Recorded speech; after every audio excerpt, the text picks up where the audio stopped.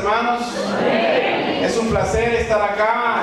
Mi nombre, como bien decía el hermano Andrés, es Ángel, no de los caídos, para que no se vayan a confundir ni para que se les vaya a olvidar. Por la misericordia de Dios soy pastor en la iglesia Manantiales en el Desierto, pero como bien decía la hermana, somos uno en el Señor. Amén. Así que espero que después de que termine esta predicación me siga amando. Amén. No se va a ver. Yo quiero que busque su Biblia. Hoy vamos a estar compartiendo un mensaje que se llama La iglesia que abandonó a Dios. La iglesia que abandonó a Dios. Y para eso voy a necesitar que usted vaya al libro de Apocalipsis y vaya al capítulo 3, el versículo 14 en adelante, porque ahí va a ser el texto donde vamos a estar predicando esta noche. Apocalipsis capítulo 3, versículo 14 en adelante. Amén. Amén. Muy bien. Y escribe al ángel de la iglesia en la Odisea: he aquí el amén, el testigo fiel y verdadero, el principio de la creación de Dios. Dice esto: yo conozco tus obras, que ni eres frío ni caliente. Ojalá fueras frío o caliente, pero por cuanto eres tibio, no frío ni caliente, te vomitaré de mi boca.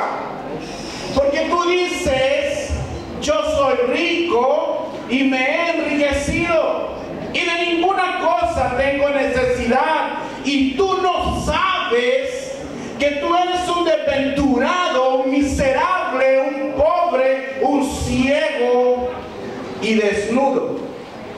Por tanto, yo te aconsejo que de mí compres oro refinado en fuego, para que seas rico, y vestiduras blancas para vestirte, y que no se descubra la vergüenza de tu desnudez, y unge tus ojos con colirio para que veas. Yo reprendo y castigo a todos los que amo. Sé pues celoso y arrepiéntete. He aquí, yo estoy a la puerta y llamo. Si alguno oye mi voz y abre la puerta, entraré a él y cenaré con él y él conmigo. Al que venciere le daré que se siente conmigo en mi trono, así como yo he vencido y me he sentado con mi Padre en su trono. El que tiene oído, oiga lo que el Espíritu dice a las iglesias.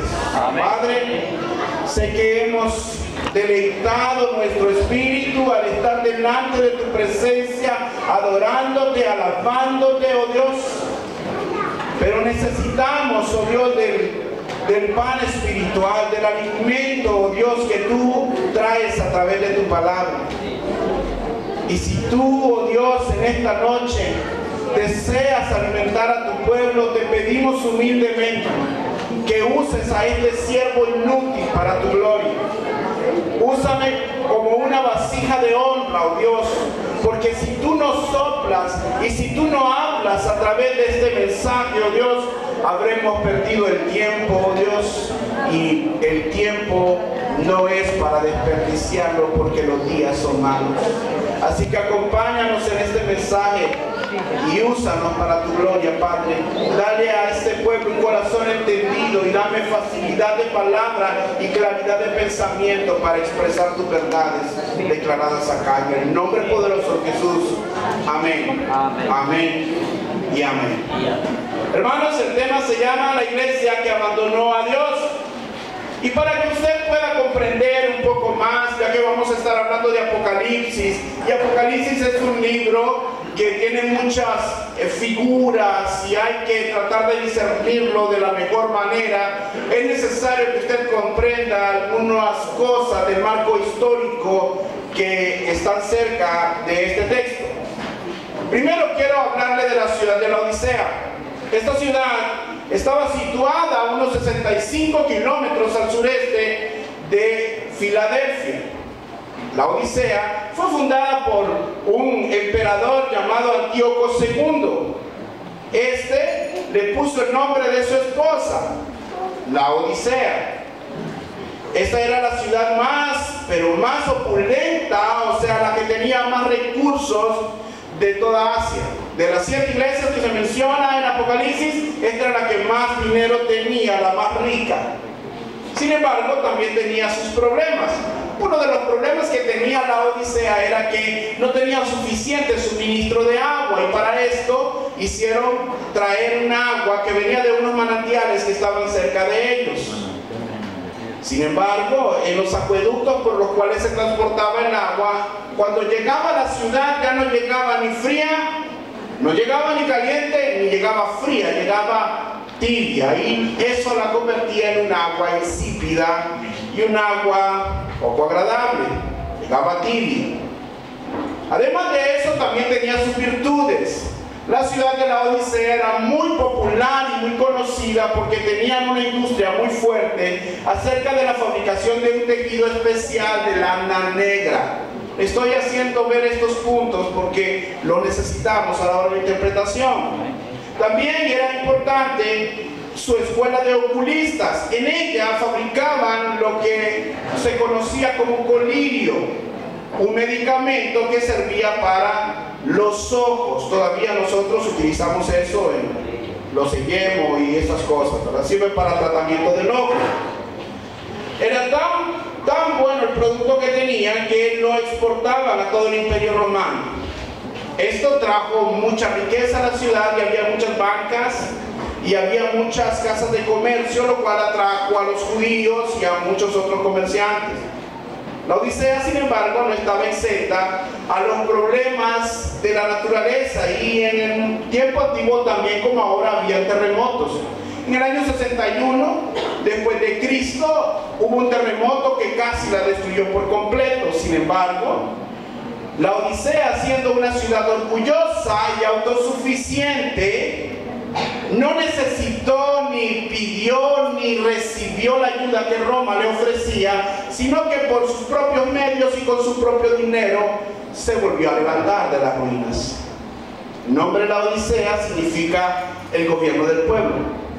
Y sugiere una iglesia apóstata, una iglesia democrática que ya no sigue a sus líderes espirituales, ni a su pastor, sino que ni a la palabra de Dios, sino que se van y se guían en sus propias fuerzas. Y eso es lo que necesito que entendamos hoy, porque el primer punto que vamos a ver es que Dios, lo primero que hace, el primer punto que trata en este mensaje a la iglesia que estaba en la Odisea, era para que el pastor se diera cuenta de la condición en la cual estaba la iglesia que estaba pastoreando.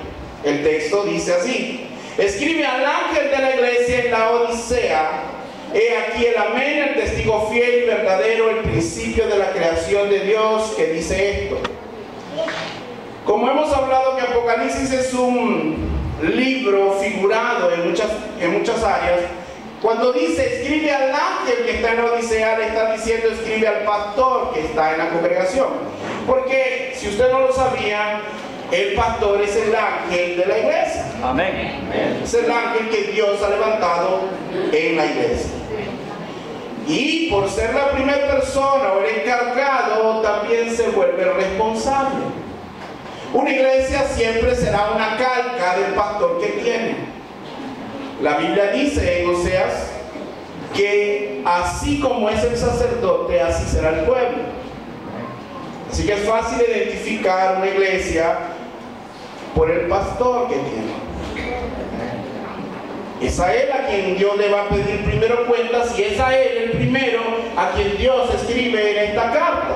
Todas las cartas son dirigidas, todo el libro es dirigido, las cartas a las 7 iglesias, a los pastores de la iglesia, pero por consiguiente a la iglesia. El pastor es el encargado de convertirse en el atalaya para denunciar el error, para evitar que la iglesia se desvíe de las verdades y se aleje poco a poco de Dios. No crean, hermanos, que una iglesia se aleja de Dios a la primera. Es un proceso lento, marcado por las pequeñas zorras que se comen los viñedos. Porque llega un momento donde la gente se empieza a acomodar a tal punto que empiezan a enfriarse, empiezan a entibiarse.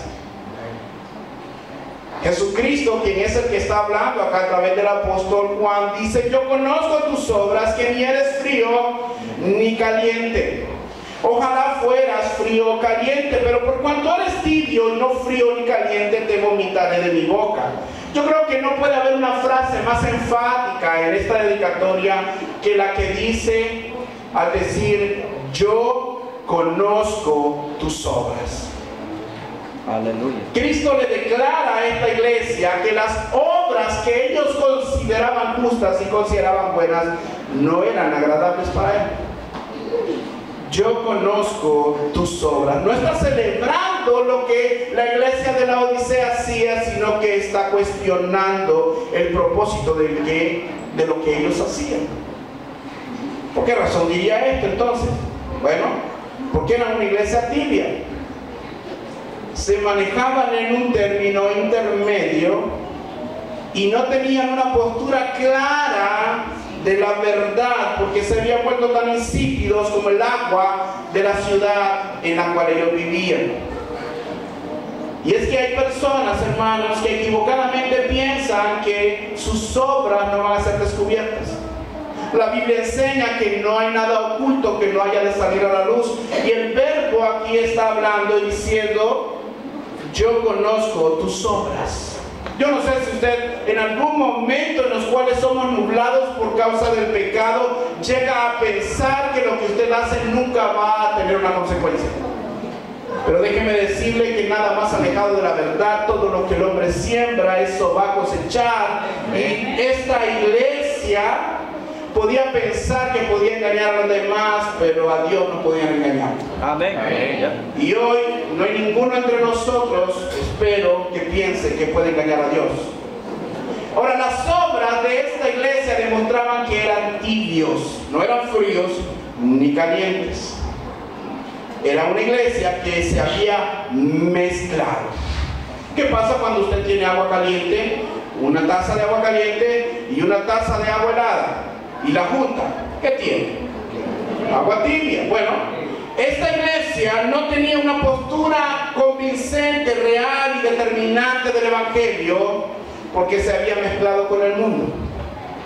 Por eso es una iglesia apóstata, por eso se le cataloga como tal, y por eso hoy estamos expresando que es una iglesia y es un prototipo de la iglesia que se aleja de Dios.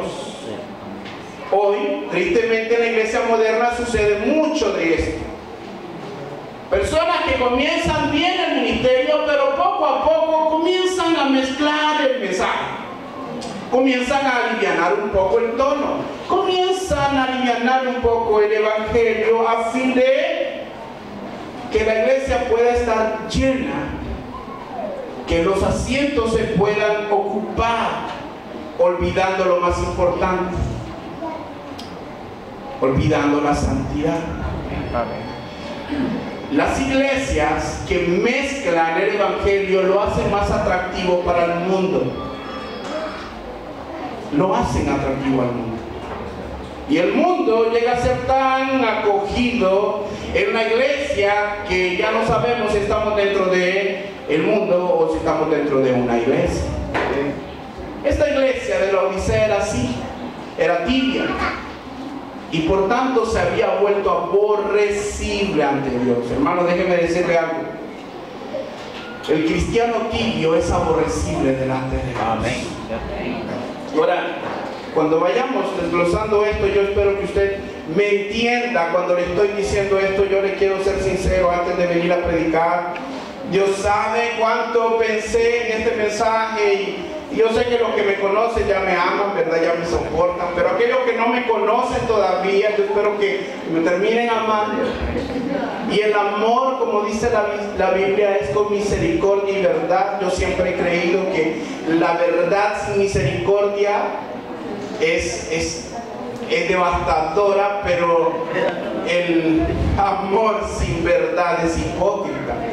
Y yo cuando leo Apocalipsis miro que el hipócrita es el primero en la lista que va a ir al lago de fuego, hermano, y yo eso no quiero ser. Así que espero que al final del mensaje todavía se acerque a mí y me diga, hermano, lo sigo amando. Amén.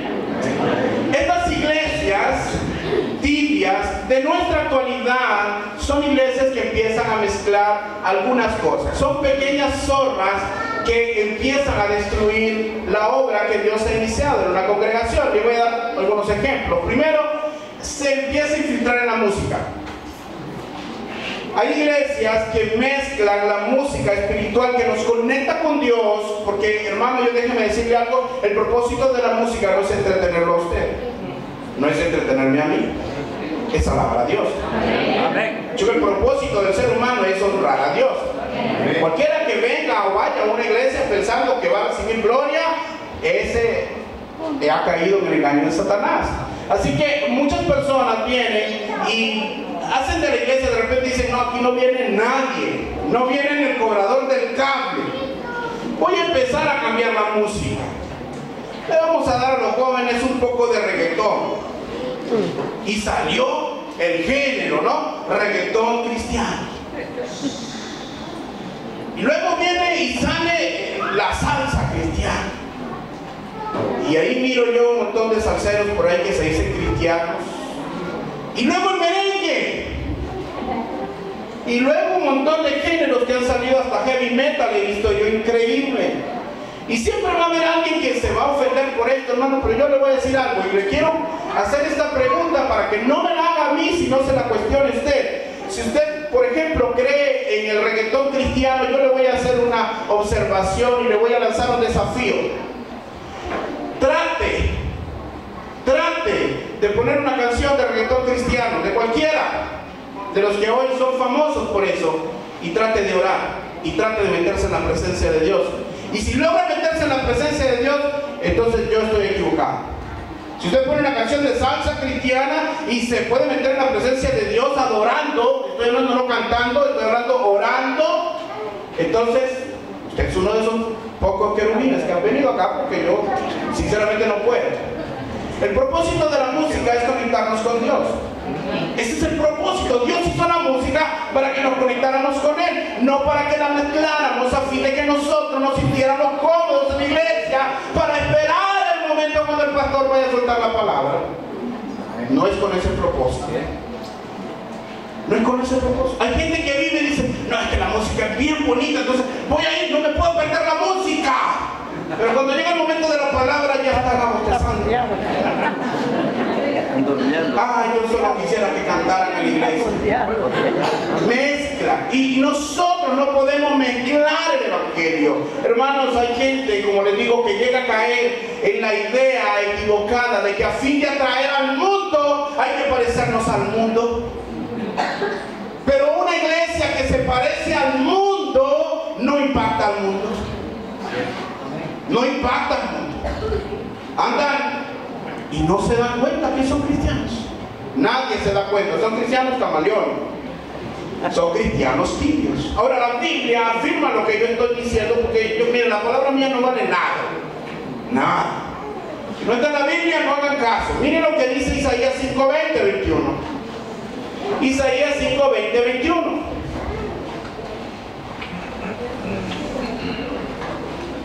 Ay de los que a lo malo dicen bueno y a lo bueno malo, que hacen de la luz tinieblas y de las tinieblas luz, que ponen lo amargo por dulce y lo dulce por amargo.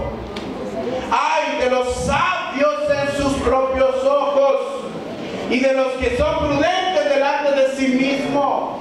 Hagamos esto porque esto va a jalar gente. Hermano, nosotros no debemos de hacer las cosas porque jalan gente. Debemos de hacer las cosas que dice la Biblia, que son bíblicas. Y una iglesia que empieza poco a desviarse, más tarde o más temprano se va a convertir en una iglesia tibia, en una iglesia que abandona a Dios. Amén. Y si hay personas que dicen, bueno, es que en esta iglesia se predica un evangelio muy duro, mejor me voy, es que aquí solo de pecado, de infierno.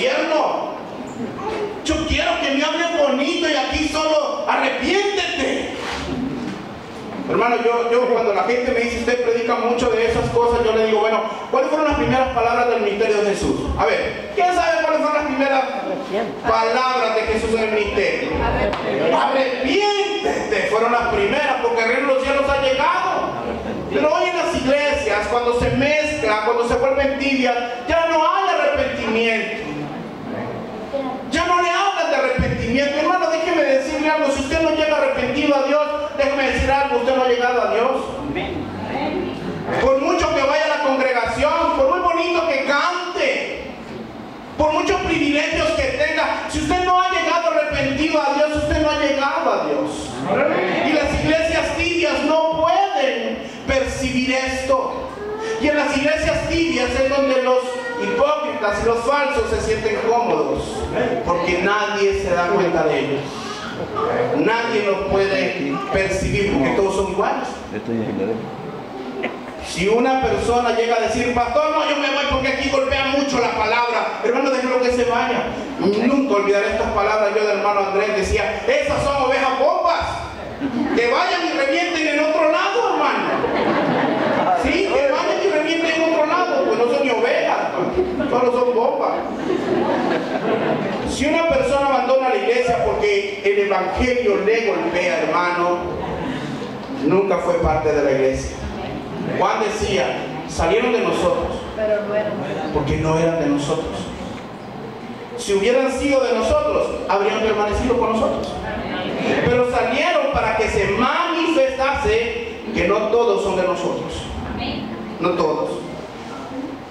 Hay unos versículos bien, yo le digo a la iglesia, bien terribles en la Biblia, que asustan y golpean. Hay unos en particular cuando Cristo está diciendo, no todo el que me dice Señor, Señor, entrará en los cielos.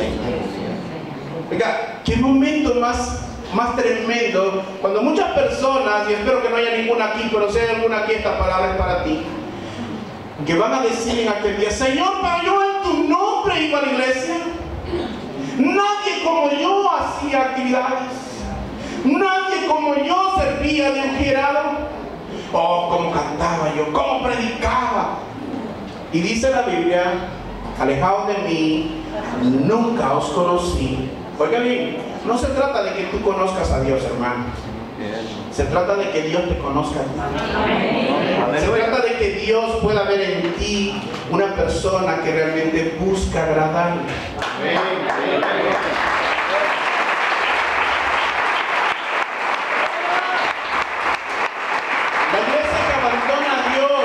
Es una iglesia que se acomoda al gusto de los oyentes.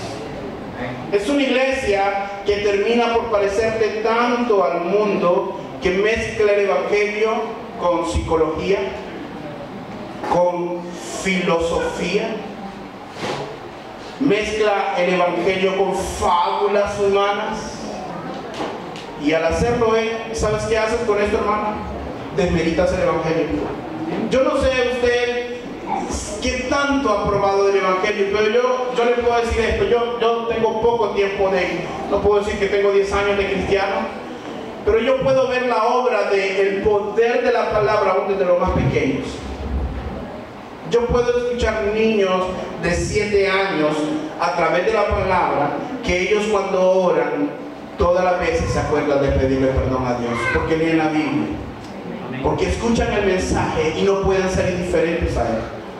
Yo quisiera que entendiéramos aquellas palabras del maestro cuando dijo que los niños le pertenecen a Dios. Dejen a los niños venir a mí, porque de ellos es el reino de los cielos, y que deberíamos de ser como los niños nosotros, de poder recibir el evangelio con esa misma convicción. Amén. Hermanos, el poder del evangelio, la palabra de Dios es tan poderosa. Es tan poderosa que usted y yo nunca comprenderemos su poder, pero yo me admiro de algo, aún en niños pequeños, su convicción de pecado, cuando ellos empiezan y saben que han pecado. Y cuando miro a un adulto que ha sido un perverso y es cambiado, hermano, es cambiado por la palabra. Jesucristo mismo enseñó la palabra que Pablo dice, porque a Dios le ha placido salvaros mediante la locura de la predicación. Hermano, busque la palabra, vuélvase a la palabra. Yo conozco personas que sí sé que son tibias, porque uno les pregunta, ¿cuántos años tiene de cristiano usted, hermano? Yo tengo 5. La otra vez me encontré una persona que decía, tengo 8. 8 años, oh, qué bueno. ¿Y por qué nivel de discipulado? ¿Discipulan en su iglesia? Ah, claro que discipulan. ¿Qué nivel de discipulado lleva? No he empezado. No he empezado. ¿Y quién vive, hermano? Cristo. ¿Y a su nombre? Gloria. Pero no se disipula. Entonces no entiendo yo. Aquí hay algo que no cuadra. ¿Sabe qué es lo que no cuadra? Que la persona está engañada. Cree que es algo que no es. Se ha vuelto tibio. Dejó a un lado su primer amor porque nunca conoció a Dios.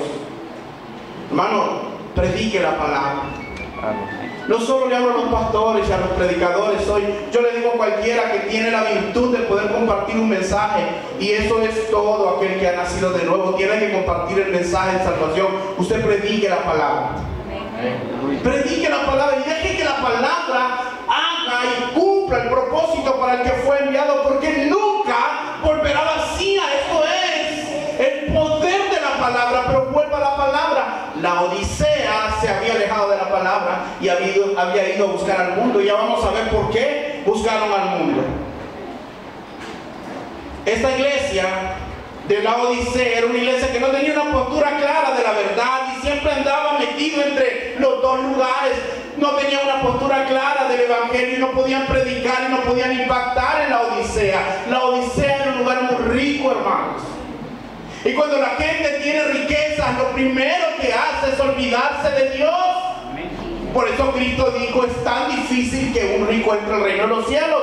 Porque el proverbio mismo dice que las riquezas del rico son su ciudad fortificada. Ellos dependen ya no de Dios, sino de lo que tienen a su alcance. Y para que vean que lo que estoy diciendo está en el mismo versículo, la palabra dice que ellos decían, tú dices, pero tú dices, yo soy rico, me he enriquecido y de ninguna cosa tengo necesidad, y no sabes. Oiga bien, ellos se decían ser algo que no eran delante de Dios, y no sabes que tú eres un desventurado, un miserable, un pobre y un desnudo. Hermano, esta iglesia andaba por lo que miraba.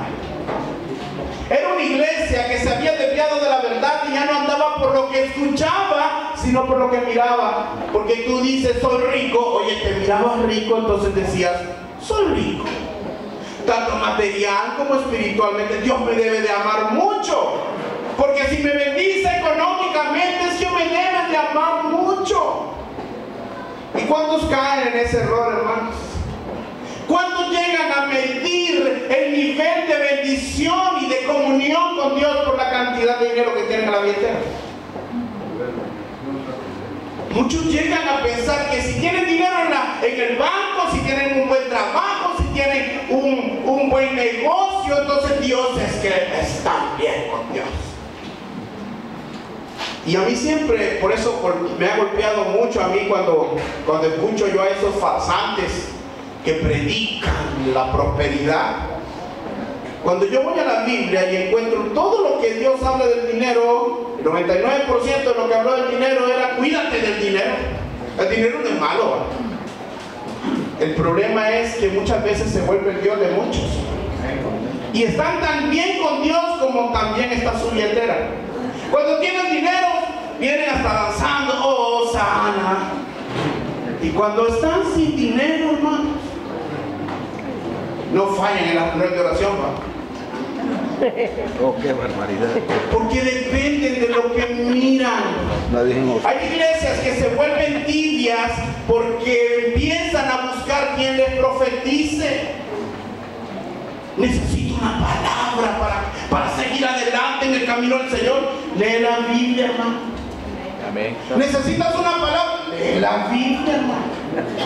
Yo creo en la profecía, hermano, pero nunca por encima de la palabra escrita. Jamás. Pero hay personas que se vuelven tan tibios y tan emocionales que necesitan tener visiones y sueños porque sienten que están estancados espiritualmente. Sienten, pastor, ya tengo 2 meses que no tengo ningún sueño, no tengo visiones. Y hay iglesias que se vuelven tibias, que como decía un pastor, solo dicen visión, visión, visión, visión, y cuando menos se dan cuenta están viendo visiones. Todos, desde arriba hasta el de abajo, desde el pastor hasta los pequeños nuevos llegados a la congregación. Déjeme decirle algo, hermano, no viva por lo que mire, viva por lo que escucha. Cuando usted estudia lo que significa la fe, ¿qué dice Hebreos 11:1? A ver, un valiente que me lo sepa ahí. Hebreos 11:1. No, hermano, no diga fe. ¿Es pues la fe? La convicción de lo que no se ve. Y cuando usted estudia la palabra fe en griego, se da cuenta que esta palabra pisteo, pistis, significa una confianza absoluta que viene por el oír. Por el oír, hermanos. Una iglesia que está conectada con Dios no vive de experiencias, vive de la palabra, está sembrado en la palabra, porque con este hombre sabio compararé al hombre que pone su confianza sobre la roca. Vendrá la tempestad, hermano, y el hombre y la mujer que está sembrada en la palabra nunca se va a mover porque su confianza está puesta en Dios. Pero una persona que es tibia, una iglesia tibia, siempre se mueve conforme a lo que mira. Y esta iglesia en particular decía: somos ricos, nos hemos enriquecido. Había dinero en la Odisea y ellos pensaban que estaban bien con Dios. Si esta idea fuera cierta y estos mentirosos de la prosperidad tuvieran la verdad, yo me pregunto qué pensarían de Cristo. Jesucristo no tenía donde recostar su cabeza. De hecho, que una vez se le acercó un escriba, ¿verdad? Que los escribas tenían los mejores lugares y le dijo: yo te seguiré, maestro. Bueno, el Hijo del Hombre no tiene ni donde recostar la madre. Dice que las zorras tienen madrigueras, pero el Hijo del Hombre no tiene donde acostarse. Que te vaya muy bien, Jesús. Así nomás. Mucha gente anda buscando la mano de Dios. Va a las iglesias a que Dios le resuelva problemas. ¿Cuántos llegamos así? Yo fui uno. Gracias a Dios que Dios me abrió los ojos y ahora ya no busco su mano, busco su presencia. Amén. Yo espero que usted también haga lo mismo. Amén. Porque muchas personas sí van buscando la bendición de Dios. Así que cuando llega alguien y dice: no, viene fulano, y ese hombre tiene una palabra buena, siempre tiene una palabra de bendición para mí. Y viene, digamos, Juan, y yo quiero que Juan ore por mí. Juan me dice: Dios quiere bendecirte, pastor Ángel. Dios quiere darte una casa nueva. Dame todas las películas. Dios quiere darte salud. Solamente acuérdate de caerte con una cuanta cantidad. Y eso es lo que hacen, hermanos, y se vuelven mercaderes de la fe. No caigan en eso, hermanos. Esas son iglesias tibias que han dejado y han mezclado lo puro con lo impuro. Han llamado bueno a lo que es malo y se han vuelto insípidas y despreciables delante de Dios. La Biblia dice: te vomitaré de mi boca.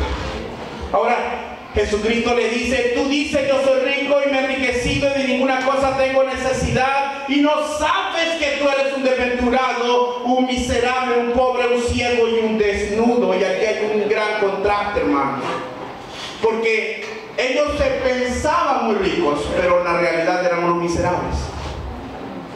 Y hermanos, el problema que tenía la Odisea, mire que ser desventurado, ser miserable, ser pobre y ciego, desnudo, eran los términos más últimos de cualquier ser humano en la época antigua. El que tenía todas estas era lo último en la sociedad. Y eso era lo que se había vuelto esta iglesia tibia. Se había vuelto en una desventurada, una miserable, una pobre, una ciega y desnuda.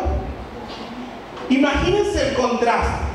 Tú tienes plata y te dicen, tú eres un pobre. No la cree, ¿no? Si yo le dije, pastor, no, qué feos sus zapatos, hermano Juan. Sí. No se la cree porque están bonitos. Sí, claro. Pero no sabe que por debajo tienen un agujero. Eso sí. Hasta que se siente que tiene el agujero, se da cuenta del error, hermanos. Esta iglesia tenía dos problemas. Era sumamente orgullosa. Eso sí. Sumamente orgullosa, porque venía de un trasfondo cultural donde ellos solos resolvían sus problemas. Era orgulloso y autosuficiente. Era una iglesia tan orgullosa como muchas hoy en día que no quieren mezclarse con los demás. No quieren llamar mi hermano al otro. Ah, no, aquí es pentecostal y yo soy reformado.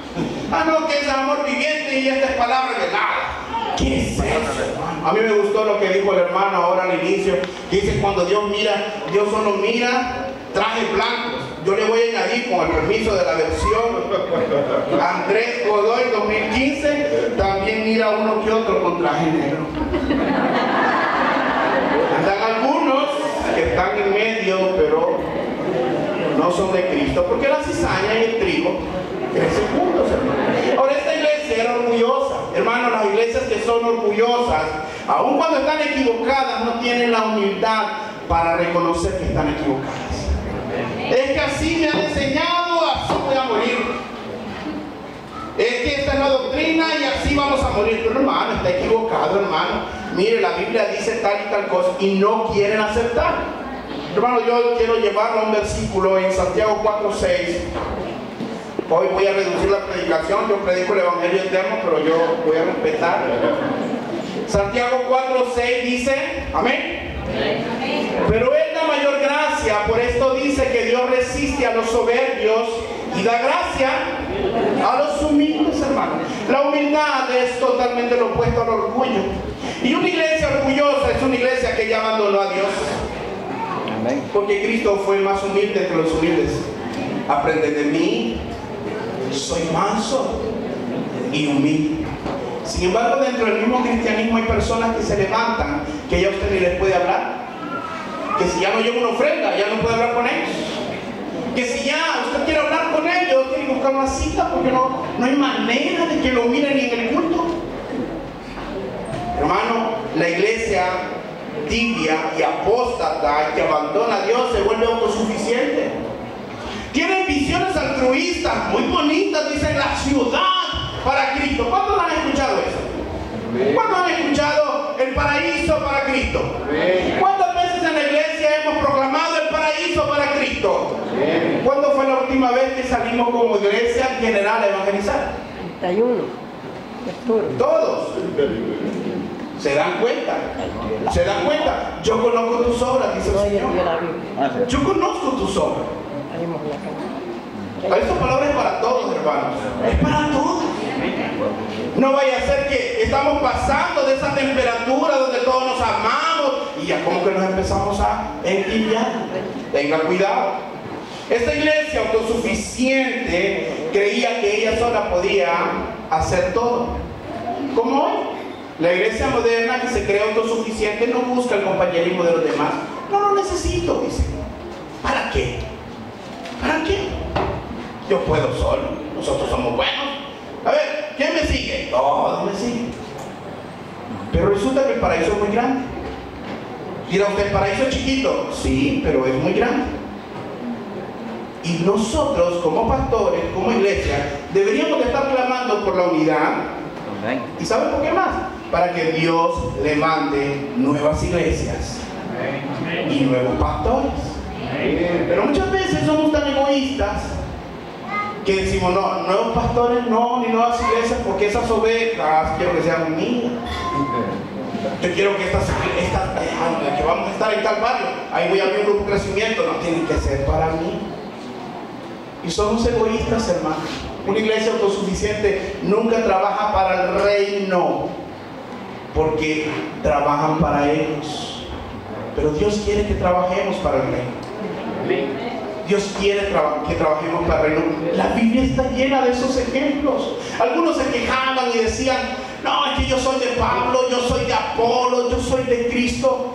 Y Pablo los ponía en su lugar. ¿Acaso murió Pablo por ustedes? Y decía, Apolo sembró, Pablo regó, y el crecimiento lo da Dios. Hay gente que se molesta de que de repente fui a visitar al hermano Elvin y Elvin era un inconverso y se fue y vino palabra verdad. Yo me enojo, el pastor me robó la oveja. Y yo tanto que trabajé por él, hermano. Y entonces, ¿dónde estaría el corazón mío si yo dijera eso? Hermano, estoy frito, hermano.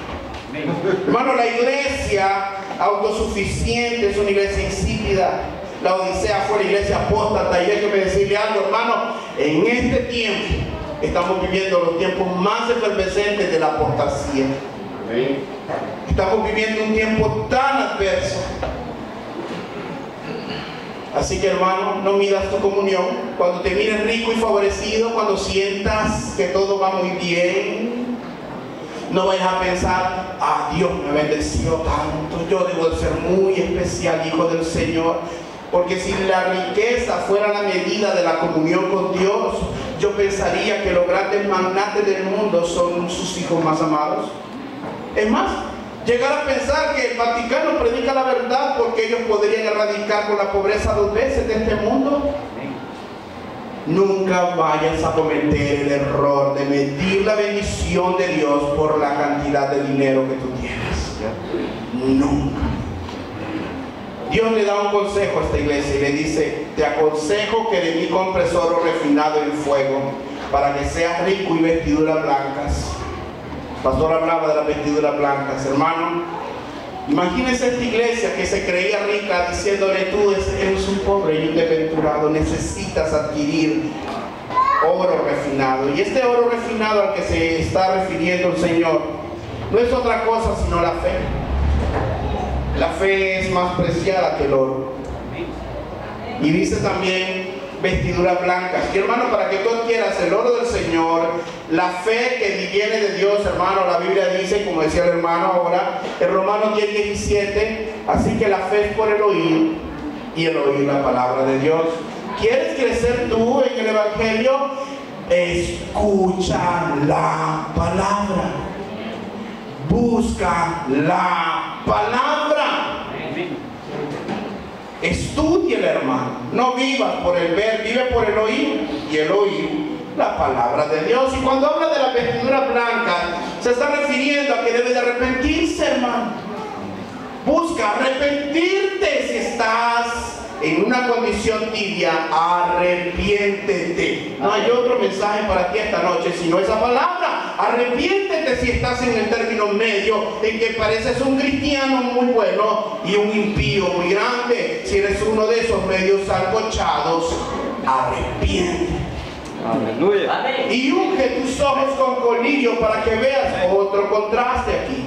Ellos producían el colirio que importaban a todo el imperio romano, pero eran ciegos, no podían ver sus pecados, o peor aún, no querían verlos. Y no hay peor ciego que el que no quiera ver. He aquí, yo estoy a la puerta y llamo. Dice, si alguno oye mi voz y abre la puerta, entraré y cenaré con él y él conmigo. Yo te quiero decir, hermano, nosotros generalmente por cuestiones que nos vienen de tradición, usamos este versículo y decimos, aquí le estamos hablando a los impíos. No, este mensaje se lo da a una iglesia que abandonó a Dios. Aquí vemos a Cristo afuera de la iglesia. Aquí vemos a Cristo afuera de la iglesia. Curioso, ¿verdad? Que la iglesia que se reúne, ¿qué se supone que hemos venido hoy? Adorar a Dios, pero dejan a Dios afuera. Abandonaban a Dios y Dios está afuera diciendo, yo estoy a la puerta y llamo. Y déjame decirte algo, los judíos no son como nosotros los hondureños, que los hondureños llegan a la casa del pastor Andrés, espero que no, pero a las 2 de la mañana, y tocan la puerta con la mano. El judío no tocaba la puerta. Dice, yo estoy a la puerta, no dice yo toco la puerta, y llamo. ¿Y qué dice? Si alguno oye mí, o si alguno oye mi voz. Si alguno oye mi voz y abre la puerta, entraré a él y cenaré con él y él conmigo. Hermano, para que tú escuches la voz de Dios, ¿sabes qué? Tienes que aprender a diferenciar la voz de Dios. ¿Y cómo vas a diferenciar la voz de Dios? Otra vez, a través de la palabra. Porque Él mismo te va a enseñar a discernir entre lo que procede de Él y lo que no procede de Él. Amén. Y le está diciendo, yo estoy a la puerta y llamo, si alguno abre la puerta. Si alguno oye mi voz y abre la puerta, yo entraré y cenaré con él. ¿Sabe qué está diciendo Cristo? Cristo quiere volver a tener comunión contigo. Cristo quiere volver a tener comunión con aquellos que un día fueron calientes, pero hoy están tibios. Un día fueron verdaderos, personas que buscaban de Dios, pero se han vuelto términos intermedios. Así que no dejes a Cristo fuera de tu vida, hermano. Escucha su voz. Y si hoy Dios te está hablando a través de este mensaje, dice el Espíritu que el que tiene oídos para oír, que oiga. Y por último termino con esto. La promesa que le da el Señor: al que venciere, le daré que se siente conmigo en mi trono, así como yo he vencido y me he sentado con mi Padre en su trono. El que tiene oído para oír, que oiga. La promesa final es esta: si tú escuchas de Dios su mensaje y te vuelve y te sacude de la comodidad en la que has estado y dejas a un lado la mezcla del evangelio, porque no hay otro evangelio. Si tú dejas a un lado todas estas cosas del mundo que están dentro de la iglesia, entonces sí estarás escuchando al Señor, sí pasará a cenar contigo, sí tendrás una comunión con Él. Y si vives en esa comunión, la promesa es que un día estarás con Él por la eternidad. Amén. ¿Cuántos se gozan en eso, hermano?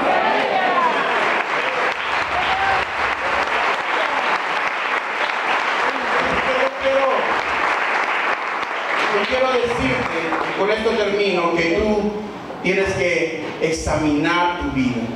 Yo quiero que cuando salgas de este lugar, si Dios te da la oportunidad de llegar a tu casa, puedas llegar y examinar tu vida y evaluar: ¿estoy actuando como un verdadero cristiano? Puedes evaluar y preguntar: ¿será por eso que la gente impía se siente tan bien conmigo porque yo soy un impío? ¿Será que yo no soy tan buen cristiano como creo? ¿Cuándo fue la última vez que leí la Biblia? ¿Cuándo fue la última vez que oré? ¿Cuándo fue la última vez que prediqué el nombre de Dios? Si has cometido el error en tu vida de vivir bajo las experiencias y no bajo la palabra, hermano, hoy es el día en que te puedes volver a Dios, en que puedes escuchar la voz de Dios, abrir la puerta de tu corazón y dejar que Él tenga comunión contigo. Hoy Dios quiere llamarte la atención para que atiendas a su llamado y te arrepientas, para que adquieras de Él la fe que viene por el oír la palabra de Dios, para que te arrepientas y quites la podredumbre de tus ropas desgastadas por el pecado y te vistas de ropa blanca que simbolizan la victoria que tenemos en Cristo Jesús, para que puedas ver como ese colirio que limpiaba los ojos, para tener claridad en la mirada y tú puedas discernir entre lo que viene de Dios y lo que no le agrada, para que tú no caigas en la apostasía y para que no te vuelvas a alejar de Dios. Porque aquel que escuche este mensaje y en su corazón diga: no, eso no es para mí, eso es para fulano, posiblemente un día, si no se arrepiente, va a tener que pagar las consecuencias de su rebeldía, de su desobediencia, de haber abandonado a Dios. ¿Estás dispuesto a cambiar, hermano? Sí. Póngase de pie y vamos a orar.